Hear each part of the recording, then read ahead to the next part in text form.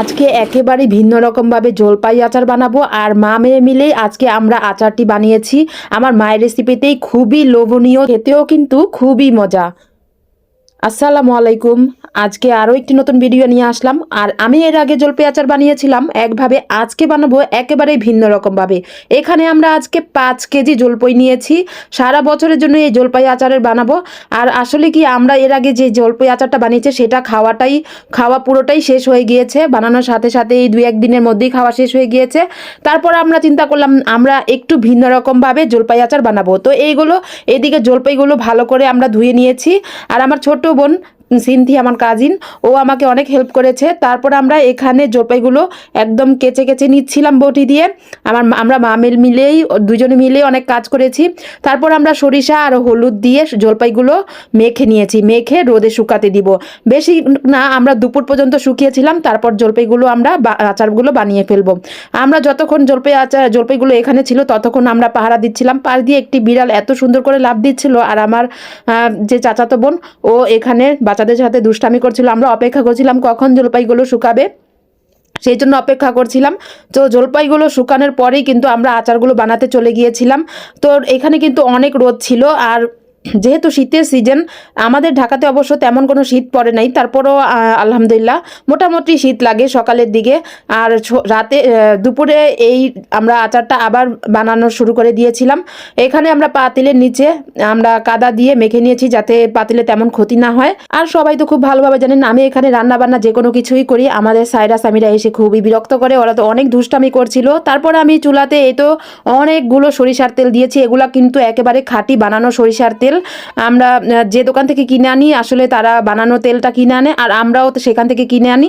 তো এই বানানো তেল, সরিষা খাঁটি তেল দিয়ে আমরা আজকে আচারটি বানাবো। অনেকগুলো তেল দিয়েছি যেহেতু এটা ডুবো তেলে থাকবে। আর এই চারটা, তারপর আমরা কয়েক টুকরো রসুনের কোয়া দিয়েছি। তারপর আমরা দিয়েছি চিনি পরিমাণ মতো।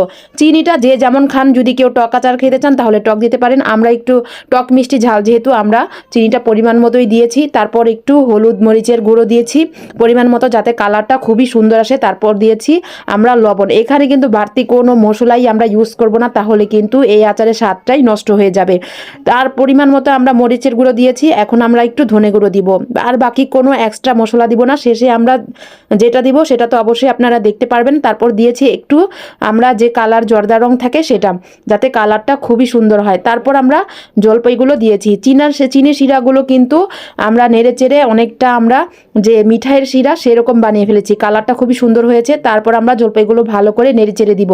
আপনাদের কাছে একটি ছোট অনুরোধ, আমরা কিন্তু আমার এই চ্যানেলটি যদি ভালো লাগে, অবশ্যই আমার ভিডিওগুলো ভালো লাগে একটি লাইক দিবেন, আর আমার পেজটিতে একটি ফলো দিয়ে আসবেন, আমার চ্যানেলটিতে একটি সাবস্ক্রাইব করে আসবেন। এটা আপনাদের কাছে ছোট একটি অনুরোধ। তারপর আমরা কিন্তু শুকনো মরিচ তেলে গুঁড়ো করে দিয়েছিলাম, সেটা দিয়েছি। তারপর আমরা ওঠানোর আগে 5 ফোড়নটা দিয়ে দিচ্ছি। শুকনো মরিচের গুঁড়াটা কিন্তু আমরা তেলে দিয়ে গুঁড়া করেছি, সেটা কিন্তু যে ঝাল যেমন খাবেন তেমনই দিবেন। কালারটা দেখতে পেরেছেন, খুবই সুন্দর, খুবই লোভনীয় হয়েছে, মানে এত মজা হয়েছে কি বলবো।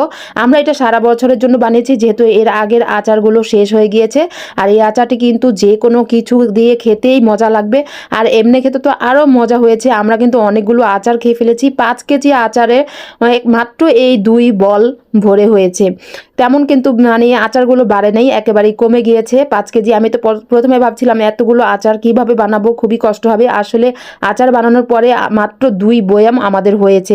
তারপর আমরা আচারগুলো বয়ামে ভরে নিচ্ছি, সুন্দর মতো ভরে নিয়ে আমরা এগুলো রোদে দিয়ে দিব। আর উপরে তেলগুলো সুন্দর করে দিয়ে দিচ্ছি। এই তেলটা কিন্তু মুড়ি ভর্তা দিয়ে খেতে ভীষণ মজা।